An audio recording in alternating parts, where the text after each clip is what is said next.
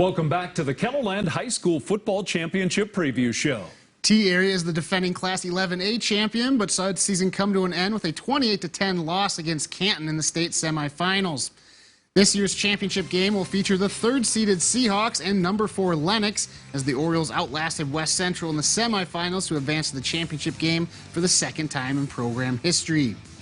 Canton made the jump from 11B to 11A this season and dropped its first 2 games of the year to Madison and T-Area.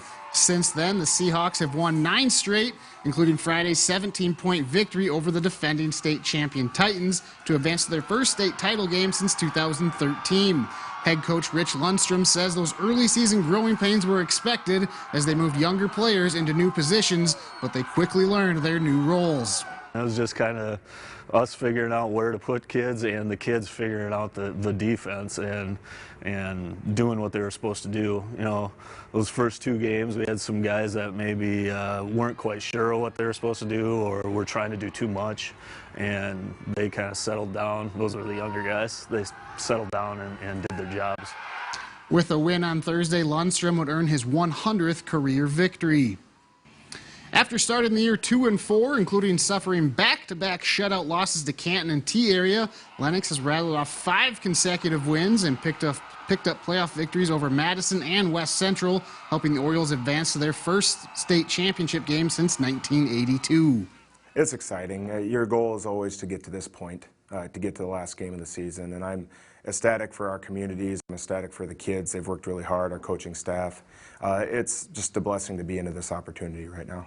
It's big for everyone, all the people who were part of that 1982 team especially.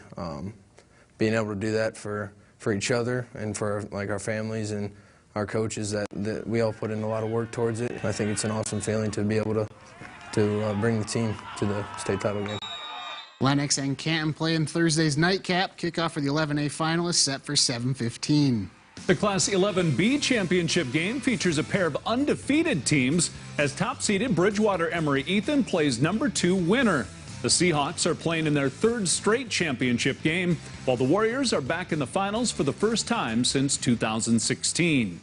Bridgewater Emory-Ethan has lost to Sioux Falls Christian in each of the last 2 11B championship games. After an undefeated regular season, the Seahawks pitched 3 consecutive shutouts in the playoffs to make a return trip to the finals.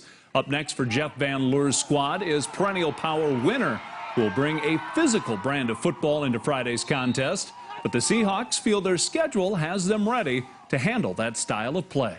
We've seen that in this Big East Conference and the teams that we've played. You know, Mount Vernon, Plankinton, another team that does the same thing, comes out and punches you. You know, those other teams I mentioned, Sioux Valley, McCook, same type of thing. You know, we just have to be ready to understand that's what's going to happen up there and come mentally prepared to have that type of game going on. After winning the 9AA championship in 2013, Bridgewater Emory-Ethan continues its quest for its first 11-man crown. Winner has won 4 Class 11B championships since 2009, including back-to-back titles in 2015 and 16.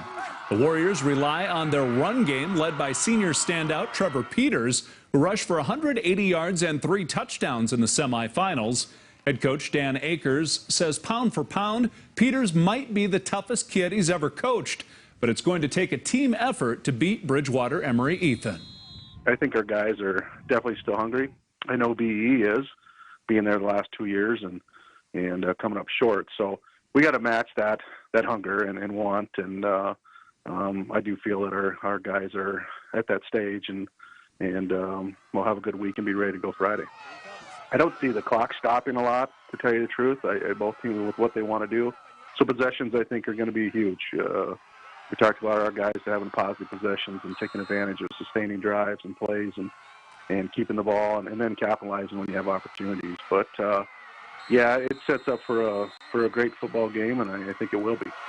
Winner collides with Bridgewater Emory-Ethan Friday in Brookings. Kickoff is scheduled for 3:30. We transition from 11-man to 9-man football next. You're watching the KELOLAND High School Football Championship Preview Show.